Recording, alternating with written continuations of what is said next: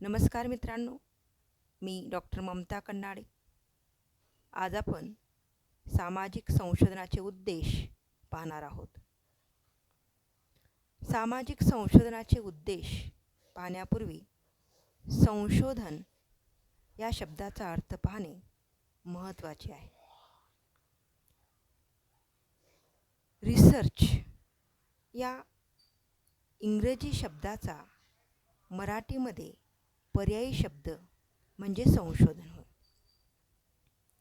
संशोधन हे केवळ समाजशास्त्रात किंवा सामाजिक शास्त्रातच होतात असे नाही, तर ते नैसर्गिक शास्त्रामध्ये होतात, भाषाशास्त्रामध्ये होतात आणि सामाजिक शास्त्रामध्ये देखील होत असतात.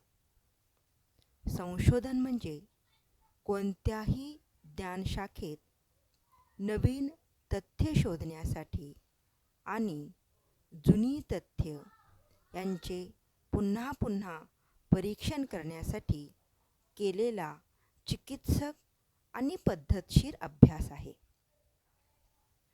जिज्ञासा किंवा ज्ञान संपादन करणे ही मानवाची एक मूलभूत प्रवृत्ती आहे. त्यासाठी तो आपल्या ज्ञानेंद्रियाचा उपयोग करीत असतो. आता ज्ञानेंद्रिय म्हणजे काय आपल्याला माहीत आहे.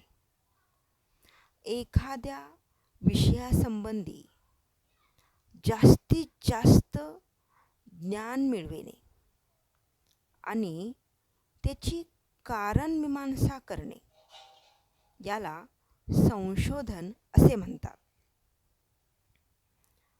मानवी जीवनातील, व्यवहारातील आणि सृष्टीतील वेगवेगळ्या समस्या सोडविण्यासाठी सातत्याने संशोधन करणे आवश्यक असते. सत्य शोधून काढणे हा संशोधनाचा उद्देश आहे. त्यावरून सामाजिक विषयाचे अनुषंगिक, आर्थिक, सांस्कृतिक, राजकीय, नैतिक असे विविध प्रकारचे पैलू लक्षात येतात. सामाजिक संशोधनाचा संबंध प्रामुख्याने अधिक सामान्य, अमूर्त आणि कल्पित समस्यांशी असतो. त्यात संशोधन करून सिद्धांताची मांडणी केली जाते आणि सामान्य नियम सांगितले जातात. सामाजिक, आर्थिक, राजकीय आणि नैतिक स्वरूपाच्या घटना सातत्याने घडत असतात. त्यात निश्चितच कार्यकारण संबंध असतो, परंतु तो आपल्याला माहिती नसतो. त्यातील कार्य आणि कारणभाव यांच्यातील अन्योन्य संबंधाचे विश्लेषण करून त्याचा शोध घेणे हा सामाजिक संशोधनाचा उद्देश आहे. आपल्या अनुभवाच्या कक्षेत येणाऱ्या कोणत्याही घटनेसंबंधी असे का हा प्रश्न आपल्या मनात येणे आणि त्यामुळे आपण अस्वस्थ होणे हीच संशोधनाची पहिली पायरी आहे. आता दैनंदिन जीवनात देखील पहा, ज्या वेळेला आपल्या कुटुंबामध्ये काहीतरी तणाव निर्माण होतो, वाद होतात आणि ते वाद का झाले हे आपल्याला जर माहिती नसेल तर आपणही विचार करतो, आपल्यासमोरही प्रश्न निर्माण होतो का.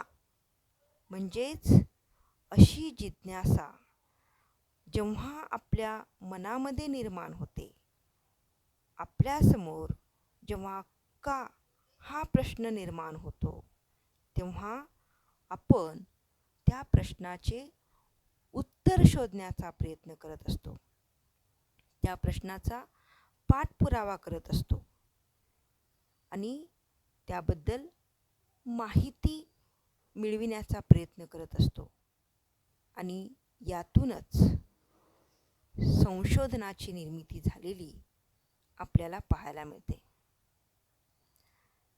शास्त्रीय सामाजिक संशोधनात जी काही वर्तमान स्थिती आहे ती स्थिती सुधारण्यासाठी नवीन तथ्य संपादित केली जातात आणि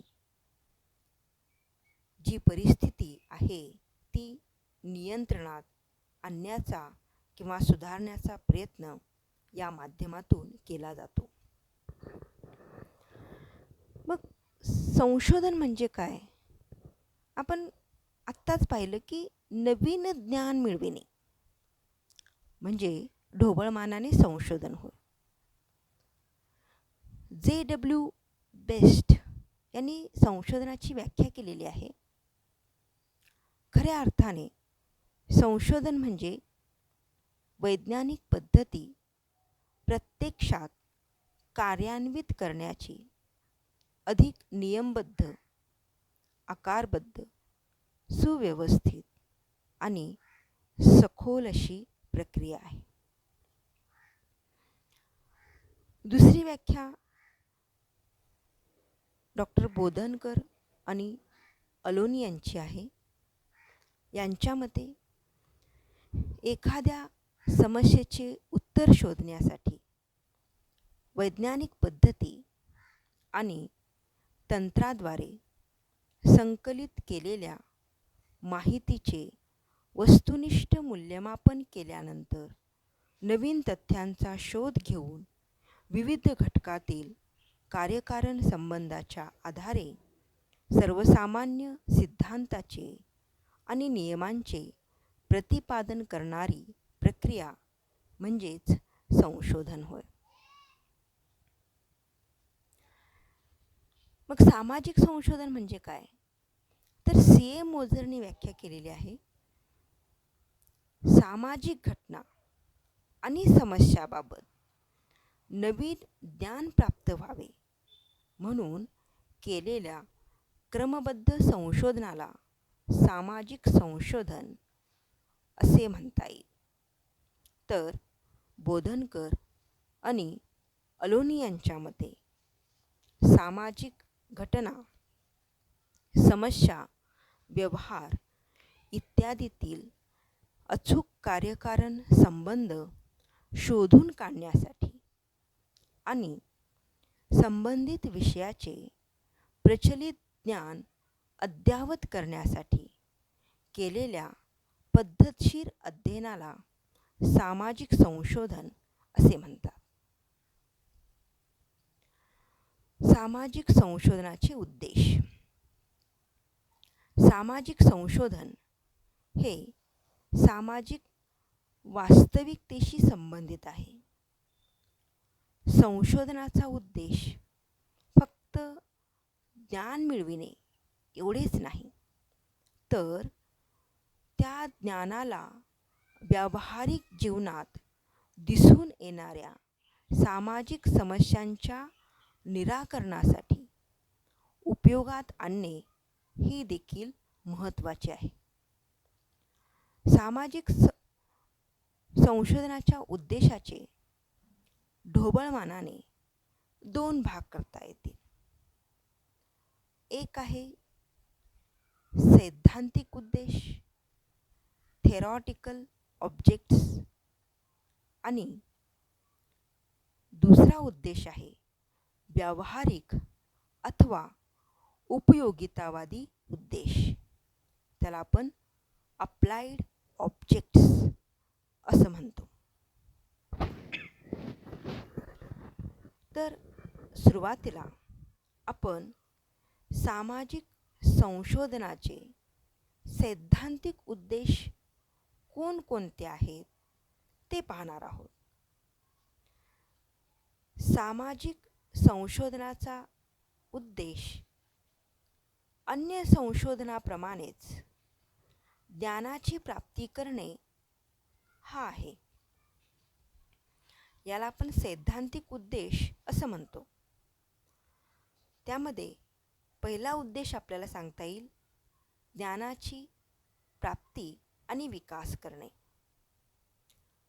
सामाजिक संशोधन हे नवीन ज्ञान मिळविण्याचे आणि ते वाढविण्याचे एक साधन आहे. प्रत्येकच संशोधनाचा उद्देश ज्ञानवृद्धी करणे हा असतोच. सामाजिक जीवन हे कधीही स्थिर नसते, तर त्यात नेहमी बदल होत असतो. सामाजिक सांस्कृतिक परिस्थितीत परिवर्तन झाले तर सामाजिक तथ्यामध्ये सुद्धा परिवर्तन घडून येते. त्यामुळे आज मिळविलेल्या ज्ञानाची उपयोगिता पुढेही राहीलच असे नाही, तर बदलत्या मूल्याप्रमाणे ज्ञानाची उपयोगिता समाज जीवनाला होईल. यानुसारच त्यांच्यात विकास घडवून आणणे हा सामाजिक संशोधनाचा उद्देश आहे. दुसरा पॉईंट सांगता येईल सामाजिक घटनातील प्रकार्यात्मक संबंधाचा शोध घेणे. सामाजिक संशोधन हा मानवी वर्तणुकीचा अभ्यास आहे. प्रत्येक सामाजिक घटना ह्या मानवी वर्तनातून घडत असतात. प्रत्येक घटनेचे समाजाच्या व्यवस्थेवर चांगले किंवा वाईट परिणाम पडत असतात. सामाजिक घटना किंवा तथ्यामध्ये त्यांच्याकडून घडून येणाऱ्या वेगवेगळ्या प्रकारांच्या आधारावरच प्रकार्यात्मक संबंध आढळून येतात. या प्रकार्यात्मक संबंधामुळेच समाज जीवनात गतिशील व निरंतर सुरू राहते. त्यातून एका व्यवस्थेची निर्मिती होते. या व्यवस्थेचा भाग म्हणून समाजातील विविध घटनांमधील प्रकार्यात्मक संबंधाचा शोध घेणे हे सामाजिक संशोधनाचा उद्देश आहे.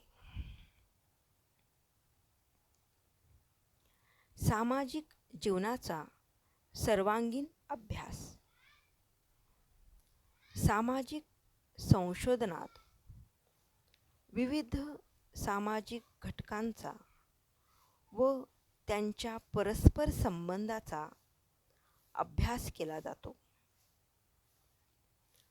मानवी जीवनाची आर्थिक, सामाजिक, राजकीय, धार्मिक, सांस्कृतिक अशी वेगवेगळी अंगे आहेत. या बाजू किंवा ही अंगे एक दुसऱ्यापासून वेगळे नाहीत. त्यांच्या पारस्परिक संबंधाचा अभ्यास करणे हे सामाजिक संशोधनाचे उद्देश आहे. त्यासोबतच मानवतेचे कल्याण साधणे, मानवाला भौतिकदृष्ट्या सुरक्षितता प्रदान करणे आणि त्यांच्या सामाजिक प्रतिष्ठेत वाढ करून त्यांना जास्तीत जास्त समाधान कसे मिळेल यासाठी प्रयत्न करणे हे सुद्धा सामाजिक संशोधनाचे उद्देशच आहे. स्वाभाविक नियमांचा शोध घेणे. सामाजिक घटना, समस्या, व्यवहार यातील अचूक संबंध शोधून काढणे आणि त्या विषयाचे ज्ञान अद्ययावत करणे हे संशोधनाचे उद्दिष्ट आहे.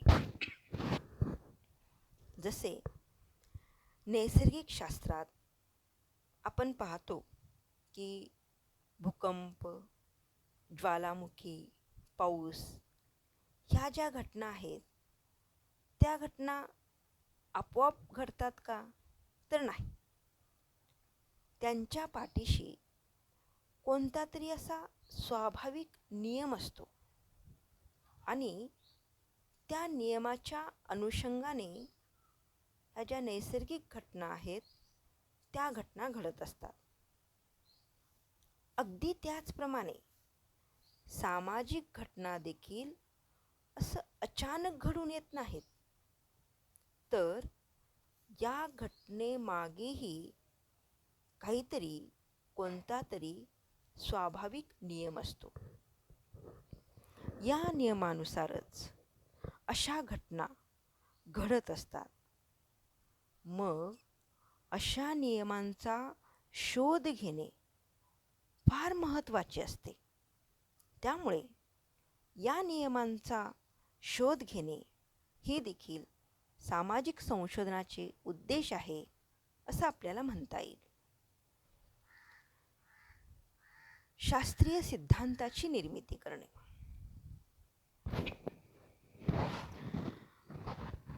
मानवी वर्तन आणि त्यांच्या क्रिया-प्रतिक्रियांचा अभ्यास हा सामाजिक शास्त्राचा अभ्यास विषय आहे. मानवी वर्तणुकीतील कार्यकारण संबंधाचा शोध घेणे व त्या प्रयोगसिद्ध तथ्याच्या आधारावर शास्त्रीय संकल्पनाची म्हणजेच सिद्धांताची निर्मिती करणे हा सुद्धा सामाजिक संशोधनाचा एक स्वाभाविक उद्देश आहे.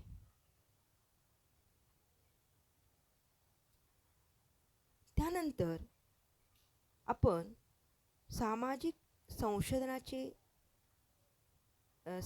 संशोधनाच्या उद्देशाचे जे ढोबळमानाने 2 भाग पाडलेले होते त्यामधील दुसरा जो भाग आहे, अतिशय महत्त्वाचा भाग म्हणजे उपयोगितावादी किंवा व्यवहारवादी उद्देश.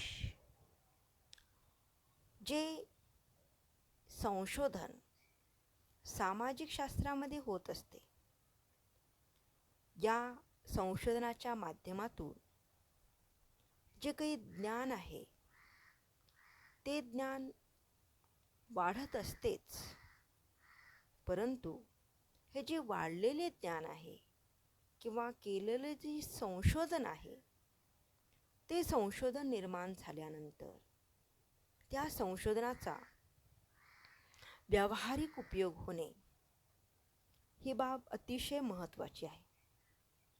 त्यामुळे हा उद्देश देखील समजावून पाहणं महत्त्वाचं आहे. यामध्ये पहिला पॉईंट आपल्याला सांगता येईल सामाजिक नियंत्रणास सहाय्यक. सामाजिक संशोधनातून ज्ञानप्राप्ती होते. समाजातील बरेचसे प्रश्न हे कशातून निर्माण होतात? तर अज्ञानातून निर्माण होतात, गैरसमजातून निर्माण होत असतात. अशा वेळी संशोधनातून मिळालेल्या शास्त्रीय ज्ञानाच्या आधारावर समाजातील बरेचसे गैरसमज किंवा बरेचसे जे काही प्रश्न आहेत ते प्रश्न आपल्याला सोडवता येऊ शकतात. त्यामुळं काय होतं? त्यामुळं समाजाचे सामाजिक नियंत्रण घडून येत असते.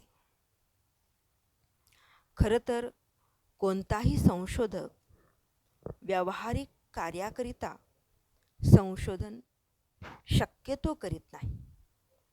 जसे सामाजिक नियंत्रण करणे हे काही संशोधकाचं काम नाही आहे, पण त्यांनी जे काही अभ्यास केलेला आहे त्या अभ्यासाच्या अनुषंगाने जे समाजसुधारक आहेत, नेते असतील, अधिकारी असतील, हे सर्व मंडळी समाजाचे नियंत्रण घडवून आणतात. म्हणजे सामाजिक संशोधनाच्या माध्यमातून समाजामध्ये नियंत्रण घडवून आणण्याचं अतिशय महत्त्वाचं असं कार्य या ठिकाणी होत असते. सामाजिक समस्या सोडविण्यासाठी आधुनिक काळात फार मोठ्या प्रमाणामध्ये प्रगती झालेली आहे. देश हा विकासाच्या मार्गाकडे वाटचाल करीत आहे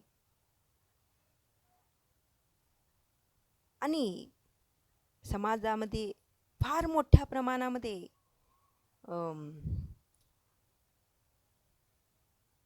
तांत्रिक प्रगती झालेली आहे. या सर्वाचा परिणाम काय झाला तर मानव हा भौतिकवादी बनला आहे. तो भौतिक सुखाच्या मागे अक्षरशः धावतो आहे आणि यामुळं जे काही मानसिक सुख आहे, या मानसिक सुखापासून मानव दूर किंवा वंचित होत चाललेला आपल्याला पाहावयास मिळतो. जेव्हा मानव या मानसिक सुखापासून वंचित होतो तेव्हा समाजामध्ये अनेक वेगवेगळ्या समस्यांचा जन्म होत असतो. अर्थात सामाजिक समस्या या पूर्वीपासूनच आपल्या समाजामध्ये असलेल्या पाहावयास मिळतात. त्या काही आत्ताच निर्माण झालेल्या नाहीत, पण त्याचे स्वरूप जर आज आपण पाहिलं तर ते दिवसेंदिवस अतिशय जटिल बनत चाललेलं आपल्याला पाहायला मिळतं.